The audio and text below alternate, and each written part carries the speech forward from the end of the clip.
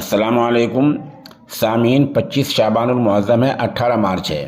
ख़बर का उन्वान है पुलिस इमरान खां के मकान में दाखिल, पीटीआई कारकुनों की गिरफ्तारी और वहाँ से बहुत सी चीज़ें बरामद। ख़बर थोड़ी तफसील से सुनिए।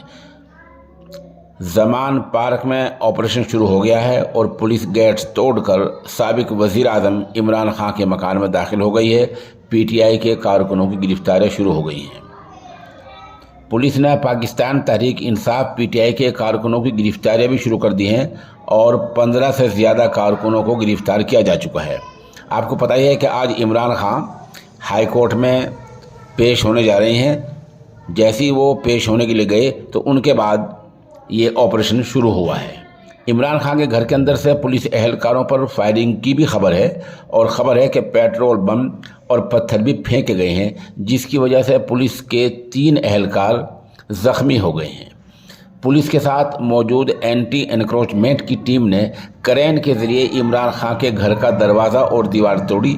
रहायशगाह के बाहर मौजूद मोर्चों और तजावुज़ात को भी हटा दिया गया, जो वहाँ दीवारें वगैरह बना रखी थी उन सब को तोड़ दिया गया। मौके की चंद तस्वीर हम पेश करेंगे।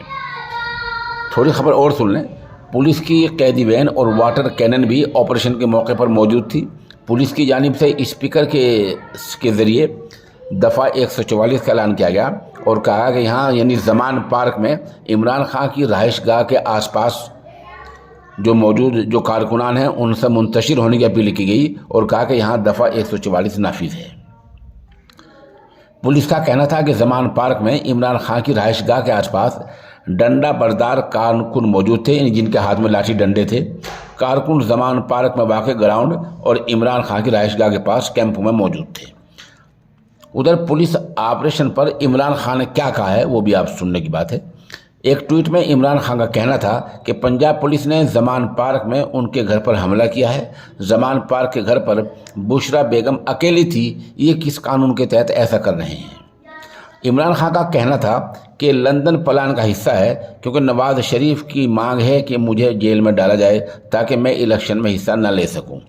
पुलिस ने ज़मान पार्क और आसपास के इलाकों को कैंटीनर और बैरियर लगाकर बंद कर दिया है।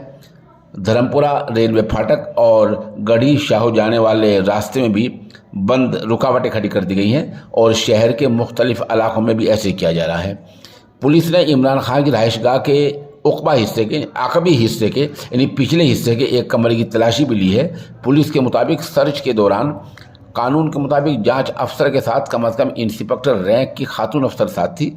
सर्च ऑपरेशन ज़ाब्ता फौजदारी की दफ़ा 47 के तहत किया गया है। इमरान खां की हमशिरा डॉक्टर उज़मा और दीगर खातिन कारकुनान ज़मान पार्क पहुंच गई हैं। डॉक्टर उज़मा कहना था कि बुशरा बीबी ज़मान पार्क में ही है, घर में औरतों और बच्चों के सिवा कोई नहीं है। अब देखते हैं कानून क्या करता है। मेरे खाविंद समझाने लगे तो उन्हें भी पुलिस अपने साथ ले गई। पुलिस की जानिब से ज़मान पार्क में मौजूद कारकुनों पर लाठीचार्ज भी किया गया।